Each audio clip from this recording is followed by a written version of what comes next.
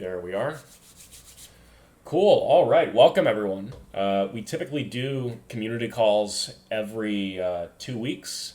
This is not a community call. This is a special AMA that we're doing in light of some of the recent announcements that we've released.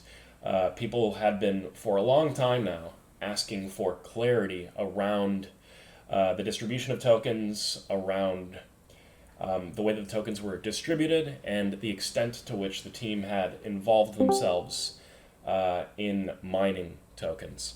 So we've released a big, beautiful statement that everyone worked very hard on to allow for some clarity in that regard. And at least as far as I know, I've been speaking to a lot of you guys. People are pretty pleased with the progress that we've made when it comes to transparency. So, I am, of course, joined here by the wonderful CEO and Chief Scientist of the Innovation Game, John Fletcher. And we're going to be going over some of the community questions today. They may be related to the statement, they may not be. We've created the AMA questions channel for anyone who wants to raise some topics for discussion. And we are going to be, I think the best way to be doing this is working through them in order. I had wanted to have them all in advance, but I see some people were holding on to them until right before we start, which won't be an issue. I will just go through them in a little bit more detail while John is answering the first few questions. Alrighty. Yep, Rorschach, good to see you, man. J Crypto, you as well. Yeah, thanks for being here, everyone. And of course, like I said, we have John here as well. Hello, John. How's it going today? Yeah, it's going great. Thank you very much, Sparta. I'm looking forward to the AMA. Yeah, cool. All right. Well, unless anyone has any objections, let's go ahead and get started. So, like I said, yeah, we'll be doing these in order. And our first question is from Vatan Carlos. He's asking, is it possible to distribute the rewards by block rather than collected at a specific time? I think he's referring to the way that TIG is minted and distributed. We have a mechanism, for those that don't know, that mints the TIG tokens after a round has concluded. And at that point, people are afforded the opportunity to collect the TIG that they have become entitled to as a consequence of their participation in benchmarking or innovating. What do you think about that, John? It certainly is possible. That is certainly the way that we would do it at the very latest when we migrate to our own L1 blockchain. It is also possible, or technically feasible, to do that before we migrate to our L1 blockchain. And I understand that there would be certain points in favor of that. The reason why we didn't do it immediately really was to get a sort of buffer. I mean, because what we're doing is, as you guys know, highly experimental. Like nobody's ever had a protocol with a proof of work that you can improve the algorithm for before. And so we thought that while it was in this kind of highly experimental stage, in case something sort of unexpected happened, we might be able to sort of catch it before the minting happened. If there was an exploit or something like that. And actually, this did prove to be useful. But there are several reasons that you probably realise that it's better not to have kind of all the tokens released in one go. And we look to migrate to that really when we're confident that the sort of the economic mechanisms are working as they should. And now we have raised some funding. We're no longer purely self-funded as we were for so many years. So we have sort of various kind of code audits in flight and so on, so which was going to increase our confidence that we could have an automated process for that.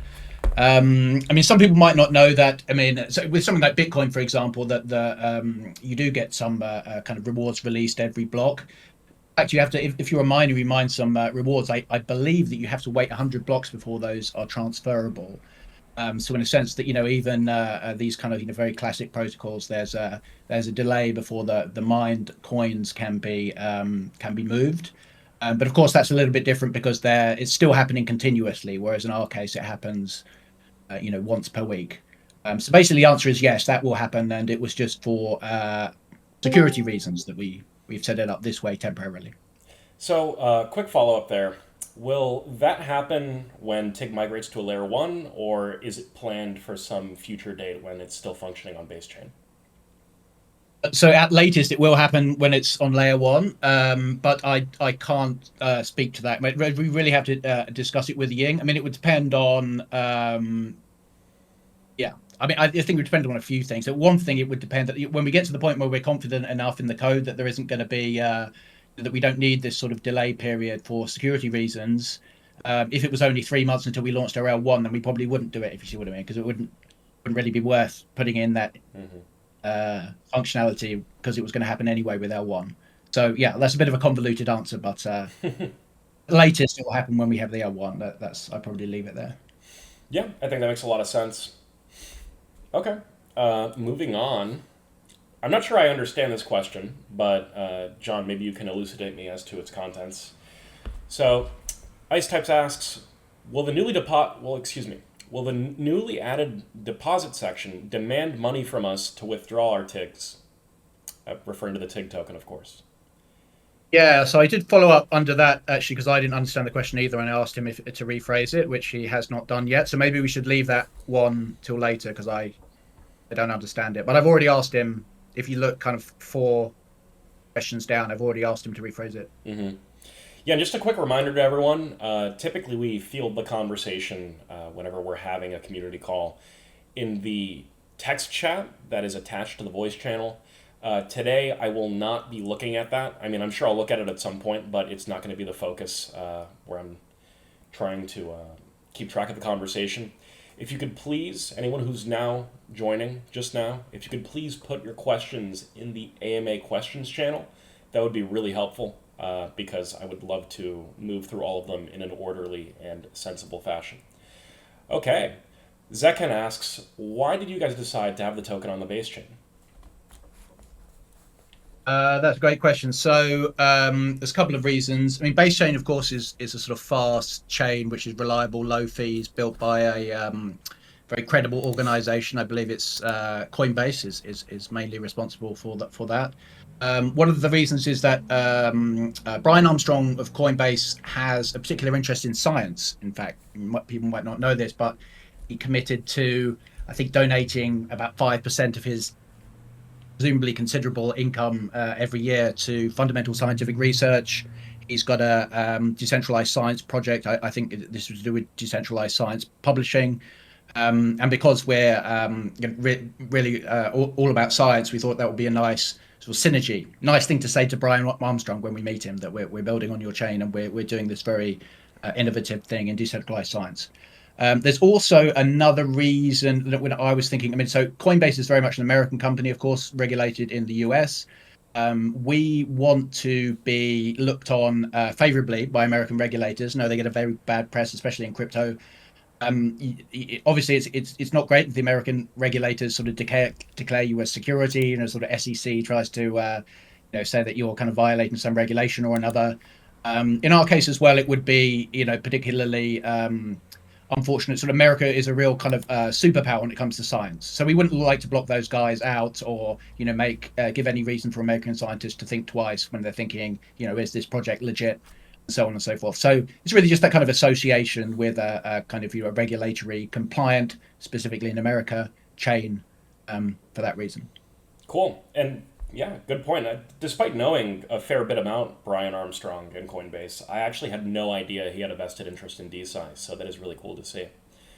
Yep, Okay. that's right. He's really very highly supportive of it, and I think he has a sort of intuition that crypto can help science, which I think is accurate. But he's interested to find out the ways in which that is possible. Yeah, great to see that people of his ilk are thinking about that. Alrighty, moving right on. Yes. We have a question from Mr. Doug. He asks, I saw the chat talking about you guys building a layer one. Can you explain that further? I guess just going into the rationale around why TIG would need a dedicated layer one in the first place would be a good place to start here.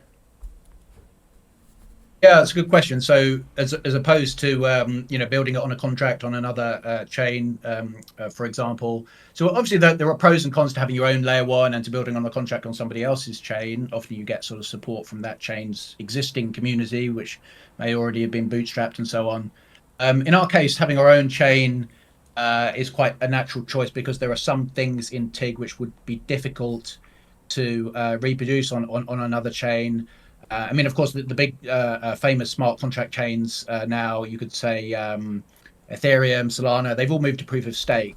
So in our case, the chain itself will be secured by the optimizable proof of work. Of course, we wouldn't be able to secure a chain such as, if we were building on top of somebody else's chain, we wouldn't be able to secure the protocol with proof of work. I think anyway, that proof of work on balance is, I would say it's significantly more um, has a lot of advantages well, not only in terms of security, but really in terms of coin distribution.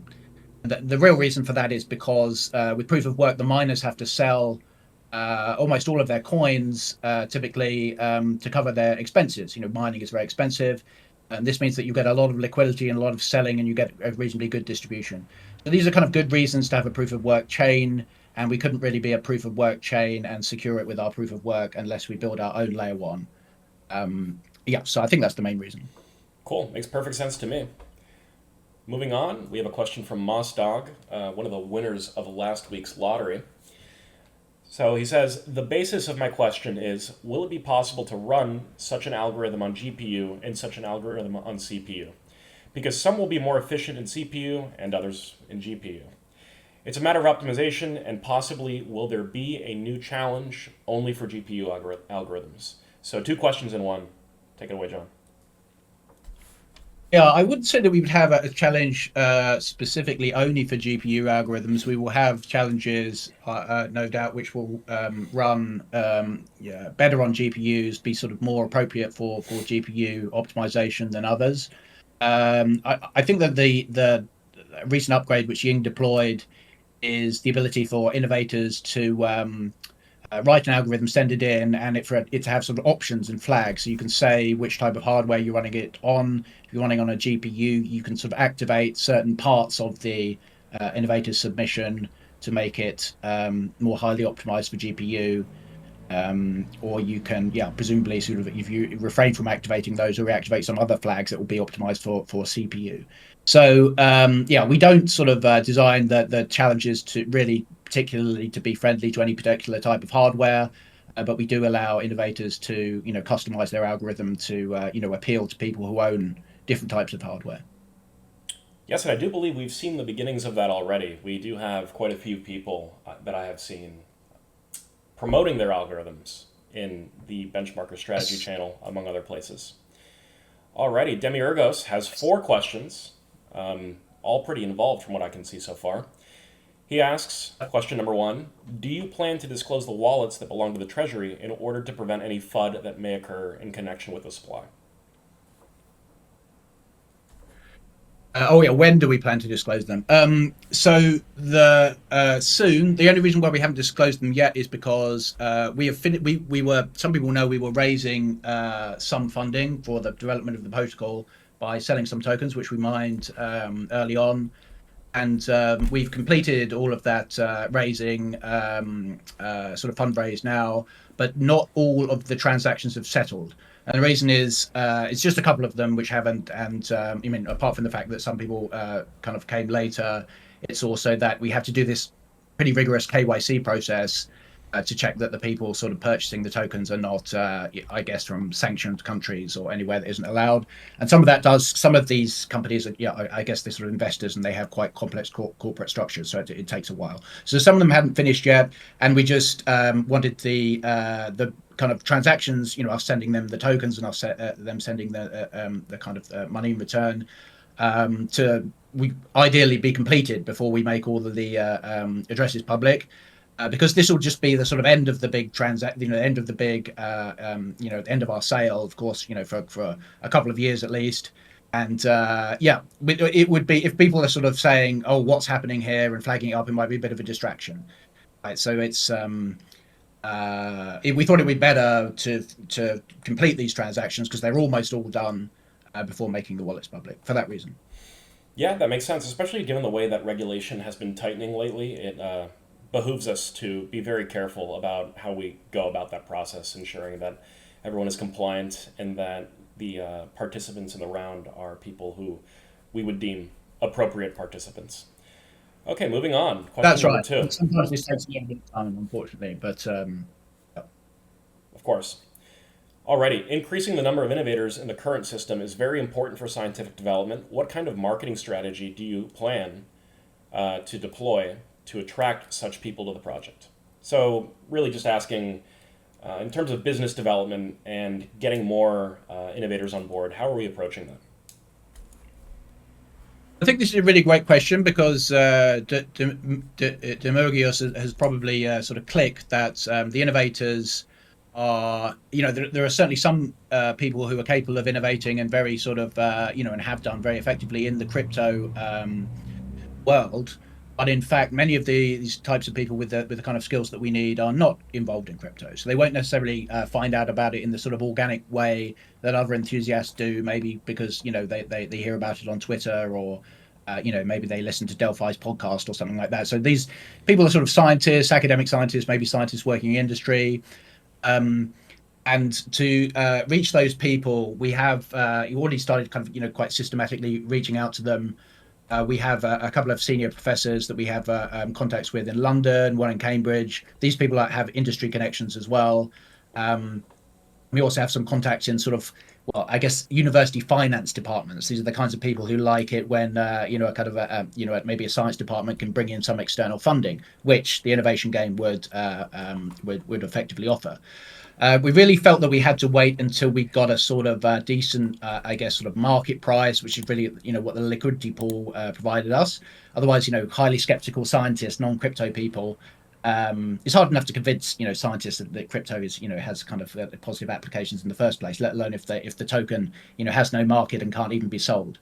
But now that we have that, we are in a good position to sort of say we can kind of give them an idea about the scale of the rewards that they could earn if they were kind of an innovator and their algorithm got adopted. Um, so this is what we're doing at the moment, and we also have sort of various connections in industry. Our co-founder Phil was one of the was on the board at Arm Holdings for 20 years, for example, and he knows lots of people in big tech, basically lots of big tech companies. So yeah, we do have a plan for that. We're executing that plan at the moment. We're also recruiting people whose job it is specifically to go out and explain this to people, make them aware of the opportunity, which obviously we can do now that we've raised some funding in the funding round. So this is all in progress, and also I just assure you that we acknowledge the need to actively go and make people aware of this, because they're not going to find out about it organically necessarily like you guys did. Yes, makes sense. Okay, really quick, just something I want to mention. We've had a fair amount of community calls now, and over the course of those calls, some people joined and did not automatically mute themselves. So, just going to point them out in order for you guys to manually mute yourselves, so that I can lift the server mute that I've put on you in previous instances of these calls. Cicada Memoirs, Holdini, and Jack Curious, if you guys could please ensure that your mics are muted so that I can go ahead and lift the server mute that I have on you, that would be fantastic. If you could just let me know in the chat once you've done that, that would be great. Okay, moving on. Question number 3, and something that we touched upon in the previous community call, but definitely worth rehashing it for the people who were not present or may not have listened to it. So, question number 3 from Demiurgos. In order for the project to be recognized and taken seriously by the scientific community, it's very important to choose a qualified problem and develop the best methods. How do you plan to manage this process effectively? Yeah, this is a great question. So we need the problem selection is very important. We need problems which will incentivize innovation, which is useful to scientists and people operating in the real world. And there are a huge number of problems which are sort of hard to solve and easy to verify, but not all of them will incentivize that kind of innovation. With real world value. We started off with three kind of seed problems, as you probably know. There's like vehicle routing, knapsack, and Boolean satisfiability (SAT). Those problems were chosen really predominantly. I mean, they are useful real world problems, but they were predominantly chosen for their simplicity in implementing.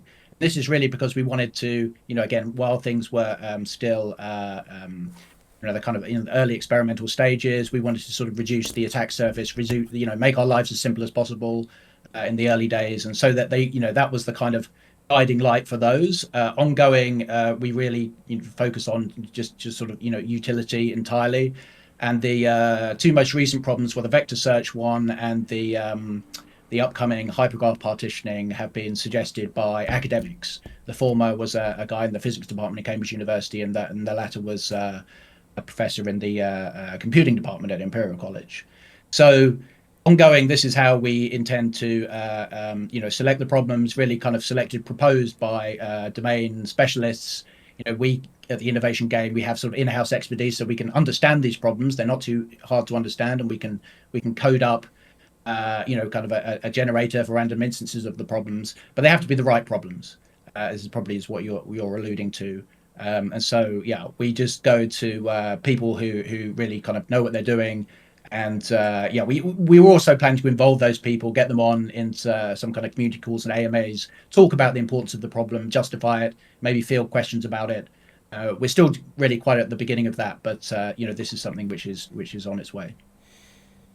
Yeah, we've already had some discussions about what kinds of people we'd like to bring on in the future, and from what I've seen so far, it's I think it's going to be pretty exciting when we finally do get around to having some guest scientists talk about the problems that they're proposing. All right, question number 4, and I've also just seen that Chancool2 has posted a very similar question, so I'm sure this is something that's on a lot of people's minds. How do you plan to use the data obtained as a result of the innovation and benchmarker activities? How are we going to be collecting that, and is it going to be used in any tangible way? Yeah, so the data with respect to the innovator activities, I believe, is all public. So in a sense, we do collect data. We ask people to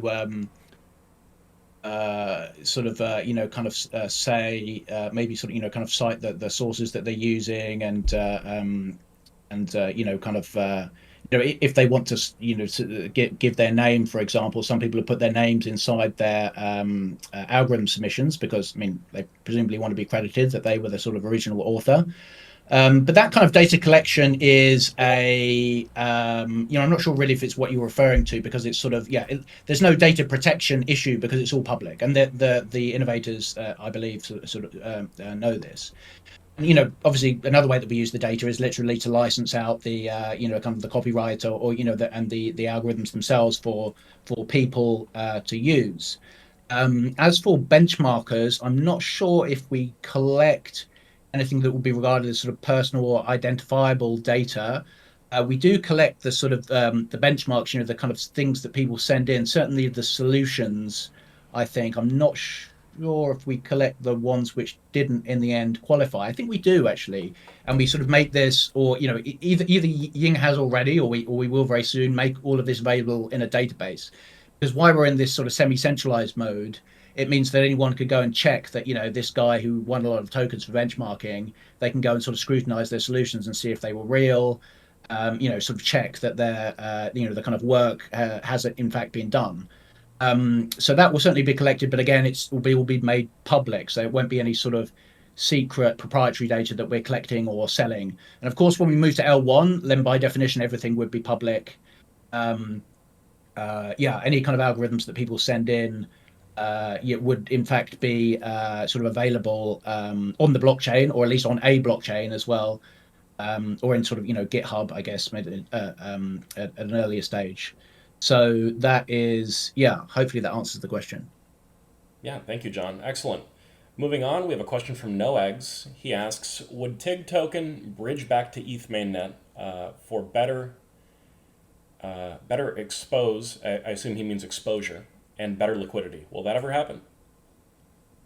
I don't think so. While we're on base, because we're not. I mean, no, I think it could do actually, because I think, yeah, even if we have our own L1, we can still have the token on ETH. I think that's the way it works. Problem is, I'm not too much of I'm not too up to speed with how ETH bridges work and so on. But I'm pretty sure you can have your token on more than one blockchain, right?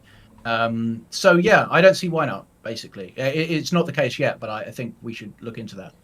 Cool. All right, moving on. Anop Cams has a question about the something that someone already asked about the future TIG Layer One. He asks, "Can you guys tell me more about the future of the L1 for TIG? I know we've already talked about it some, but is there anything additional that you'd like to point out when it comes to the benefits of moving from base chain to a dedicated Layer One?" Yeah, sure. So it'll mean that the project is fully decentralized for one thing.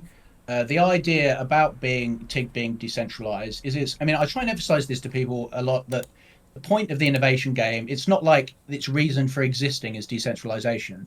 And that sounds a bit funny, but if you look into quite a lot of existing projects, they tend to be, I think, marketed as like a decentralized version of X. Like, sometimes literally like a decentralized version of Twitter, or a centralized version of I don't know, academic publishing. And kind of decentralization is a good property, but you're sort of taking something which already exists in the, I guess, the Web 2 world, and just sort of making a decentralized version of it. Innovation game does not exist in the Web 2 world. It doesn't exist. It hasn't existed at all before. The idea is completely new. It's something that you couldn't do without proof of work. And proof of work is really a sort of idea which was, kind of, it wasn't invented by Bitcoin, but it was sort of its applications were really shown to the world, and how powerful it was, and some of the things it could achieve, in terms of incentivizing people to build mining infrastructure. That was all about Bitcoin. So it is a kind of like a crypto thing in that sense, but proof of work, strictly speaking, is separate from consensus and decentralization, all that kind of stuff. It's invented in the context actually of reducing email spam. So you had an email server which would be completely centralized, and if you wanted to send an email, you had to do a small amount of computational work. That was the idea, and send it to the server, and they would check it, and then you can send your email. And the idea was that anyone who was sent like a normal amount of emails would be absolutely fine. But people who are trying to send billions, it would be extremely expensive for them. So again, this is proof of work, but that application has nothing to do with crypto. Primarily, the innovation game is the application of proof of work. But of course, as we know, proof of work can be used to secure a decentralized system.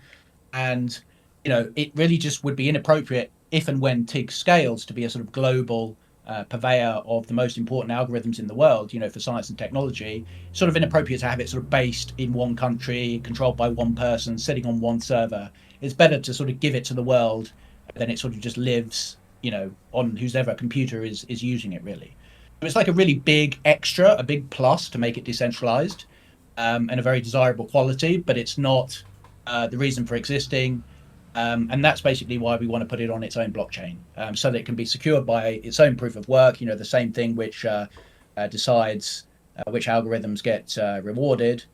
And then it can be, just not about us anymore. It's just, kind of something that sort of exists out there in the world, a bit like Bitcoin. Yeah, I think it's a sensible next step. The more the project matures and the farther we get into its lifespan. Alrighty, Better Call Saul asks, just curious, how did you guys come up with the name as TIG, parentheses, the innovation game? I really like the name and has made the project as a fun science plus concept. I read that wrong, but sorry. Yeah, you Yeah, get it. yeah, great question. So I think I'm pretty sure actually it's kind of got lost in the mist of time, but the innovation game was a play on the imitation game. The imitation game is a game which was invented by Alan Turing. It's like a hypothetical sort of thought experiment where they try and figure out. It's basically designed to answer the question of whether a machine can think or not. And the kind of question, the sort of definition of think is a tricky one to define. And it really, and at the end of the day, it comes down to the fact that if you think that if it seems that the machine is that whatever it is that you're talking to is thinking, then even though it's not coming out with the answers in the same way, it's coming out with the answers. It is in some real sense sort of thinking, because it's managing to convince you that um, it's functionally achieving the same thing as a human being would, even though by a different method. So yeah, that's where it came from. And TIG sounded like a nice. Obviously some things we need to turn them into an acronym, and it's a bit sort of unfortunate. But TIG is like, I think, like tungsten welding, and maybe like the game TIG in the children's playground or something. So there's nothing bad about those things. So it seemed to work. Hmm. And if you guys want to know more about the implication of the term game in the name, there was a thread written by one of our community members over on X. I believe it was Master0x_AI. He dives into what game theory is and the way that it's implicated in the machinations of the innovation game. John, do you want to do like a quick like explainer of what game means in relation to game theory and how it relates to the project? Yeah, absolutely. So yeah, game theory, that is correct. I mean, the meaning would be in terms of the kind of in the context of game theory. Game theory is really about incentives. So you can, you sort of play a game, and I think that the reason why the word game was sort of originally inserted into game theory is because games are often sort of about incentives. Sort of you're trying to kind of maximize a certain metric, whether it's the sort of highest number of goals in football, or the kind of largest number of chips in poker. And then you sort of kind of you act in order to kind of maximize the sort of kind of the value that you get of this. And one of the great things about crypto is that it's all about game theory, in the sense that you have a load of people and they can be acting in their own sort of narrow economic sort of self-interest, just acting in order to try and maximize the number of reward tokens that they earn, for example. But then what they're doing has this sort of marvelous effect, because the game is designed, sort of structured in a way to that their kind of actions have certain desirable side effects, maybe. They provide kind of valuable market signals, or they kind of allocate resources in an efficient manner. So that really is what as you probably realize, what the innovation game is all about. These benchmarkers are really just trying to solve as many solutions as they can, but then they provide this, the kind of, as a side effect, this sort of very valuable and sought after market signal, which tells you which algorithms deserve to be rewarded. And that's the kind of the sort of marvelous result, which really only a genuine market where people have to expend energy and resources to get these tokens. It's the only way to get a reliable market signal as to which innovators to remunerate, because there are too many variables just to be sort of calculated, um, in any other way. So yeah, that's was pretty accurate. I think the link to game theory. Excellent. Yeah, makes a lot of sense. Okay, Ice Types has elaborated further on their previous question. So they're asking, there is a fifth percentile in the benchmark. It says deposit. What is this? And of course, John, if, Oh if it's yeah, not clear okay. enough, we can ask him to elaborate further.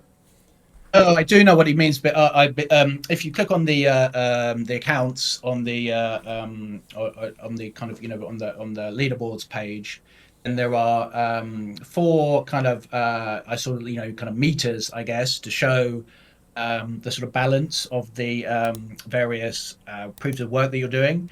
And we intend soon, we haven't set the date precisely, to introduce really effectively a fifth one, which is deposit. So the benchmarkers will need to, in order to mine most efficiently, you have to have a sort of a deposit which is sort of commensurate with your mining power, denominated in TIG tokens. Initially, it will be sort of a deposit that you will hold. Ultimately, it will be a deposit that can be sort of delegated to you, so you wouldn't necessarily have to hold it all yourself. And so this additional requirement is really the main motivation for that is something I mentioned before. It's protection against botnets. So one of the things about the innovation game is, because the algorithms are always changing. Like, we don't expect for kind of ASICs to be developed, at least not for the foreseeable future, because ASICs are algorithm specific. And so that means that you can typically benchmark kind of the innovation game sort of on consumer hardware, often to a large extent on CPUs, quite successfully. And unfortunately, there are people who sort of steal CPU compute by kind of spreading out these sort of trojans to lots of unsuspecting people's computers, and they sort of rent it on the dark web. Don't want to give anyone ideas out there, but these kind of criminal people do this apparently, and it could be a threat if we get, obviously we're growing and getting more attention, and a good way of mitigating this threat is to have this deposit requirement. Yeah, great. I'm sure that's something that a lot of people are looking forward to. Alrighty, I suspect that Demiurgos is cooking more questions. He's had some excellent ones so far, Right. so I want to give him whatever time he needs to go ahead and post those. For anyone just now joining, or that's joined in like the past 10 minutes, I'd like to remind everyone that we're doing this AMA out of the AMA Questions channel. If it's not visible to you, this is a really silly feature that Discord has, unfortunately, when you create a new channel. If it's not visible, you want to go to the top of your channel list. You'll see a tab that says Browse Channels. And once you click on it, you can you can go ahead and sorry, I'm getting some messages here. You can go ahead and tick the channel name AMA Questions so that people will so that you can view the channel and post there. Alrighty. While we let people post more questions, John, is there any recent developments that you are excited about in regards to TIG? Um, there are indeed many recent developments. So it's I mean the kind of proof of deposit sort of mechanism that I've just sort of trailed is something which is coming soon. There's sort of various things which Ying has kind of deployed quite recently. People might have seen they're gonna he's going to deploy an upgrade to significantly speed up the time it takes to generate instances of the problems, which will mean that the benchmarkers can spend more time solving the problems and less time just generating the instances of them, which is always a positive thing. Um, there may be a tweak to the knapsack problem to make it basically a bit to incentivize more sophisticated algorithms for it. Because at the moment, there's quite a sort of like a relatively straightforward algorithmic strategy, which seems to be dominating in the knapsack problem so far. And that is something which is sort of already kind of very well known and very highly optimized. So there's the ongoing discussion, I think, in the Open Innovation channel about the possibility of making the knapsack problem a little bit more elaborate. In a way, in fact, which is backwards compatible, so that all the algorithms which have been submitted so far would still work fine with this new problem. It's just that there would be scope for then, kind of developing some new techniques to get even more of an advantage in this sort of modified version of the problem. Um, and I think Ying is talking also about an upgrade to the runtime signature mechanism. Maybe I won't go into that; it's a little bit technical. But these are sort of ongoing upgrades. And then beyond that, more challenges. We have a guy. In fact, we're quite lucky to get him. He's working full time, at least for the next, I think, 6 weeks with us.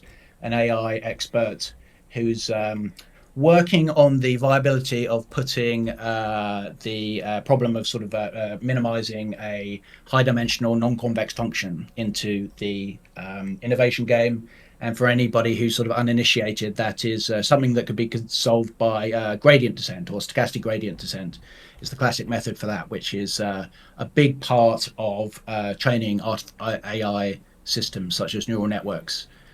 So that one is a bit more of an elaborate challenge. As I said, we kind of focused just because of the early days for the sake of sort of simplicity and minimizing attack surface on relatively easy challenges to implement. This is going to be a little bit more elaborate.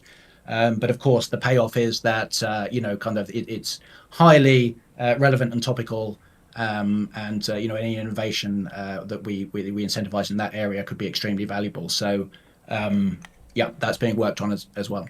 Yeah, very cool. Alrighty.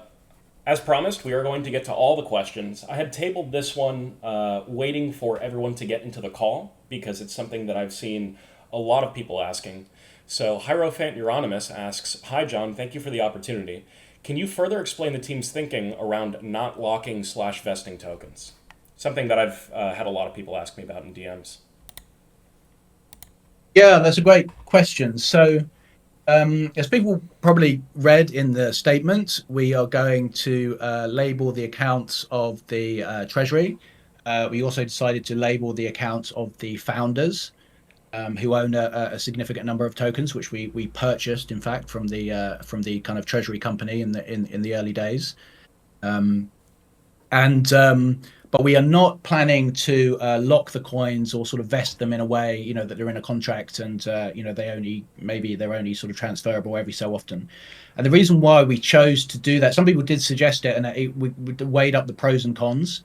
The biggest pro, as probably most people know, is that people like kind of assurance that holders of large amounts of tokens won't decide to crash the market by sort of selling them out all at once. Um, and this is become quite a sort of customary thing to do for a lot of crypto projects. And there are some issues with sort of vesting or certainly kind of unlocks when they have sort of unlocks of large numbers of tokens in at the same time. There tends to be a bit of kind of market craziness, sort of volatility coming up to the unlock. People kind of assume that as soon as they're unlocked, the tokens will be dumped, and so you'll get some kind of crash, and people go out there and maybe spread a rumor that they definitely know these tokens are going to be sold as soon as they're unlocked, and maybe they try and sort of make the market dip and buy up. I don't know what shenanigans they pull. So there's a sort of unfortunate kind of cliff edge effect of things like unlocks. But the most important reason why we did it is because, I mean, I guess you have to see, like, from our point of view, like we see other people's point of view is that often they would like the sort of token value to go up as much as possible, sort of in the short term, whereas a kind of a lock of large numbers of token may be positive in that respect. But if you look at it on a longer time scale, the best sort of possible outcome in some sense is that the kind of founders, let's say, um, did not sell their tokens, even over this kind of long period of time where the protocol was being sort of bootstrapped and built, even though they could have done. So this is more impressive and more, I suppose, kind of just generally evidence for the founders' belief in the project than not selling them because presumably they couldn't sell them anyway. Maybe they would have done if they could, but obviously they couldn't because they were locked. And so that is sort of it's good in the sense that the tokens aren't sold, of course, but it's less good in the sense that you always wonder maybe they only refrained from selling them because they couldn't. So from our point of view, as a sort of obviously long termist with this project, I mean, I've been working on it for more than 10 years, since 2012 personally, and kind of full time with all my other co-founders for in Ying's case about 5 years, but in the other cases about 3 years. We're obviously have a long-term view on this. So what we want to do is we want to get the best possible result, which is being seen to not be selling our tokens in any significant quantity, even though we could have done. So that's the way that we reasoned it out and the way that we came to the decision that we did. Yeah, definitely. And if nothing else, I think it's a really organic trust building exercise that will earn the trust Yeah. of the community. I mean, if the tokens were vested or locked, we could just be like, hey, we can't sell anyway. But if people see that the tokens aren't moving and aren't being sold, and they can verify that on chain, even though it's something that could conceivably happen, I think, I at least would prefer that route when it comes to building trust in the team. Also worth mentioning, guys. Yeah, it builds more trust, absolutely, but it comes with of course, the risk that they could actually be, moved or sold. But they wouldn't build trust if that were not the Of case. course. So you hit it on the head. Basically, it's all about kind of trust building being prioritized over, I guess, maybe slightly kind of more short term risk mitigation.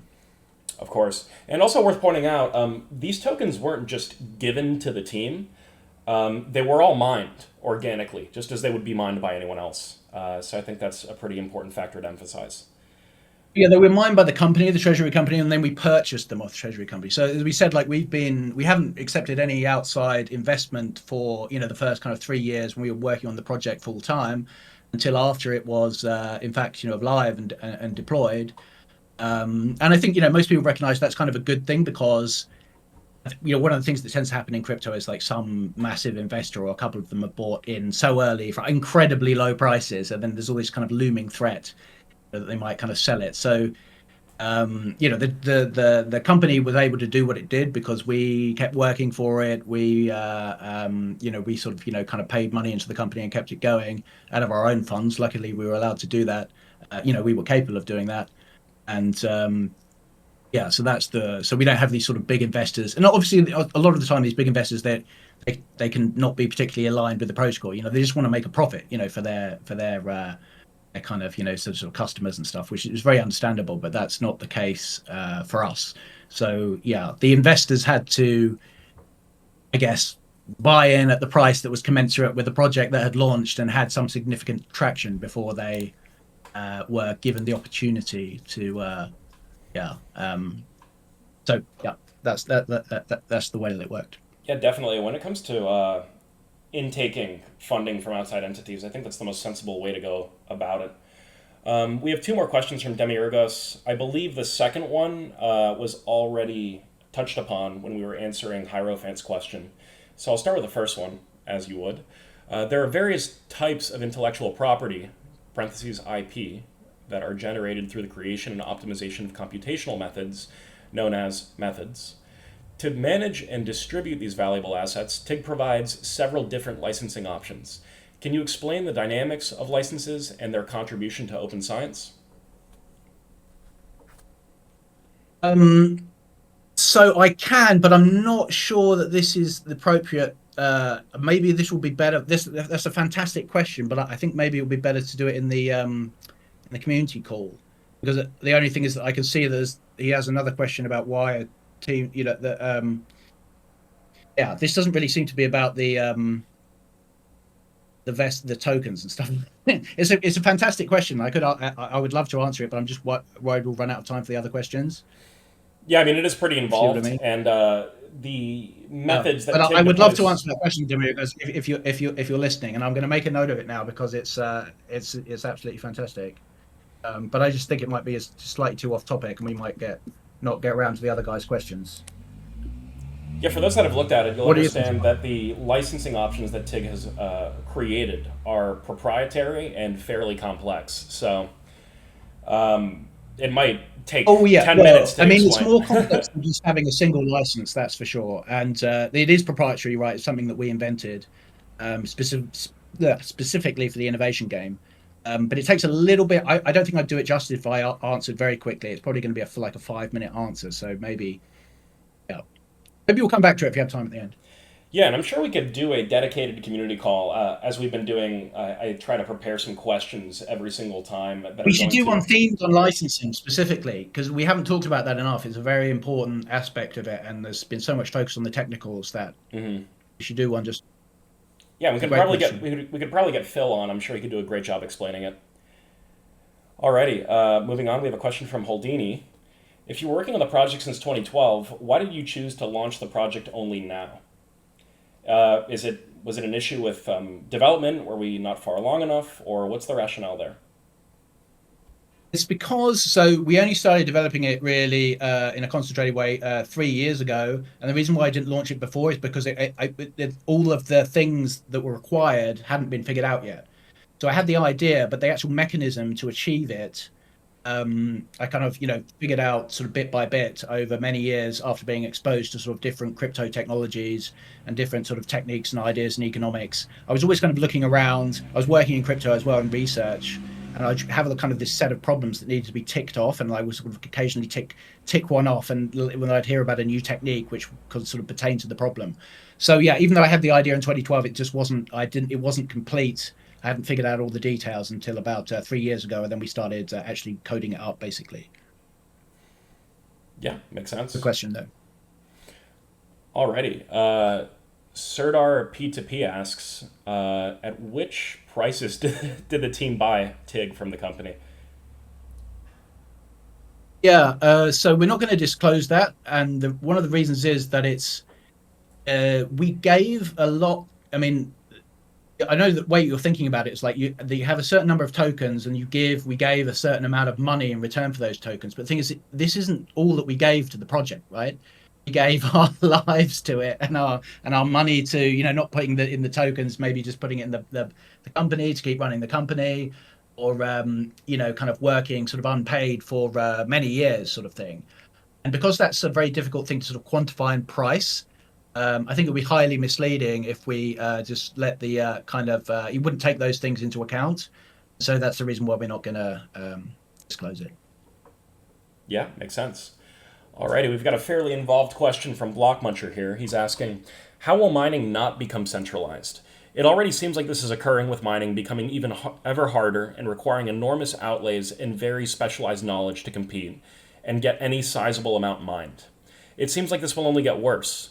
Or price on OTC has to go way up and many buyers have to come forward.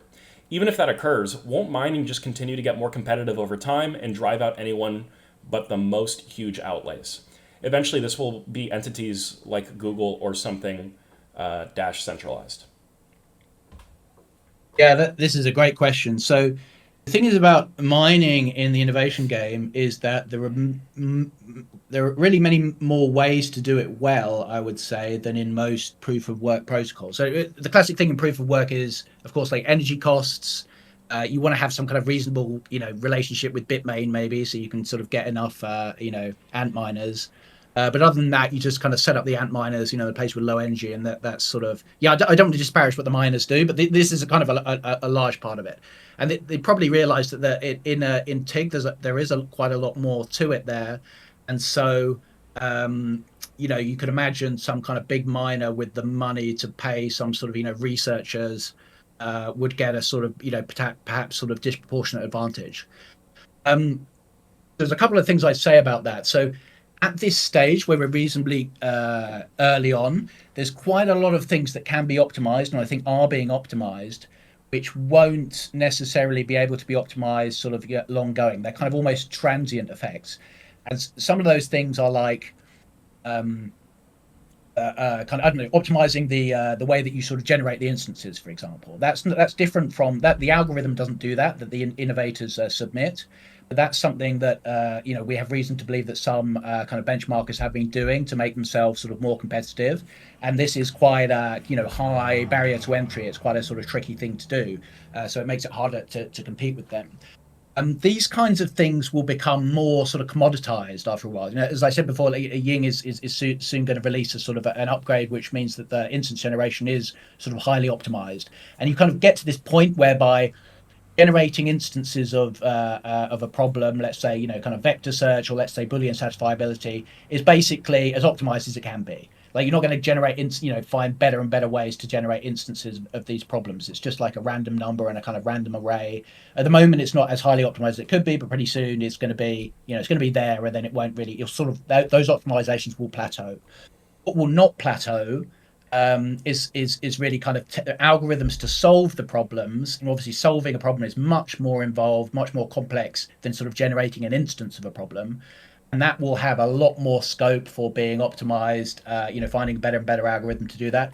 As you know, the way that the innovation game is designed is that when one person finds a better way to solve a problem, they have to share it with the sort of the whole network. Otherwise, they're not allowed to use it for mining.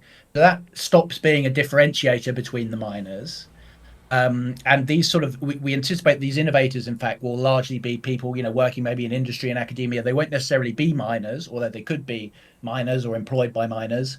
But those people haven't really started to come in yet because they're sort of like more non-crypto type people. They're sort of this kind of outside crypto cohort that we always sort of that our ambition is to bring them in and get them sort of to realize that crypto does have this fantastic application.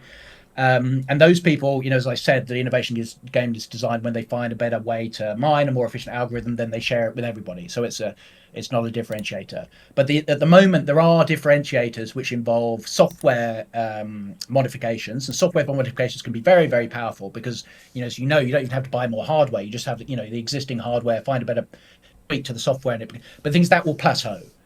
We have reason to believe that it will. It's just sort of at the moment it hasn't plateaued yet, but we're thinking long term. This is what we hope will happen.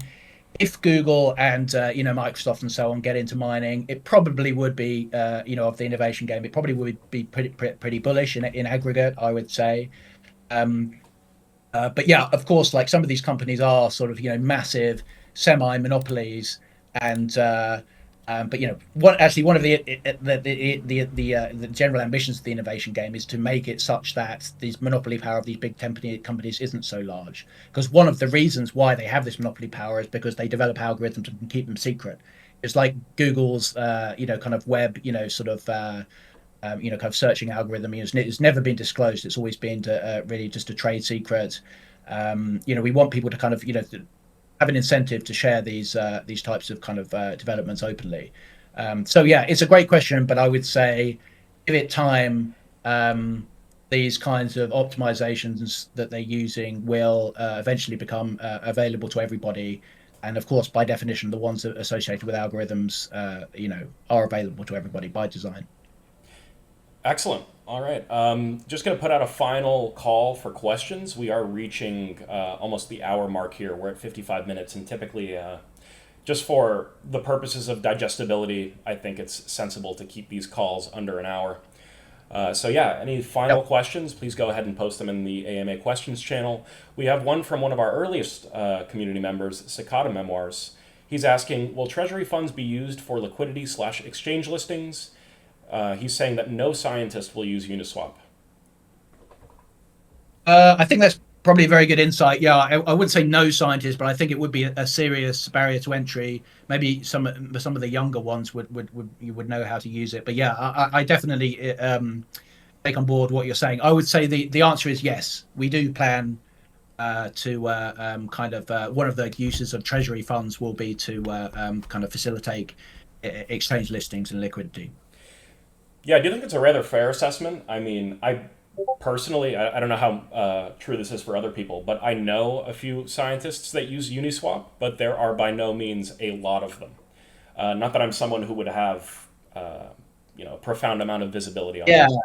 to be honest, even I don't fully understand how to use it. I mean, I haven't really tried to figure it out that hard, but it is, yeah. I mean, it's kind of one of those things that you hope you don't have to figure out. If you see what I mean? Exchanges are so easy.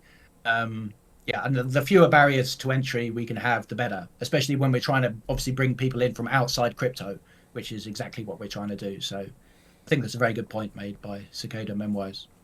Yeah, definitely. Okay. I think we have Noku Chikushi writing one last question. But unless there's any more, I'm going to go ahead and call it after it's posted. He's asking, and I'm not sure we're allowed to talk about this. Is there any exchange you guys are talking with? I'm almost certain Yeah, that's something we cannot we're not disclose. allowed to talk about it. But you're allowed to ask, but we're not allowed to answer. I'm afraid. So, good question. Yeah, understandable. Alrighty, unless there's nothing else, I'd like to thank everyone for tuning in. Really, in the past few weeks, have been blown away by the amount of participation that we've had in these calls. So, thank you everyone for being here. It's always great to speak with all of you. And normally, when we do the community calls, I'm the one that is more or less directing discussion. So, it's awesome to have all you guys here, saying what's on your minds, asking the things that you guys have been wondering about over the course of your involvement with TIG. Alrighty. Yep. Thanks Thank, very much, guys. It's good to see you all online. I'll see you next time. yeah, thank you, everyone. All right, that is it.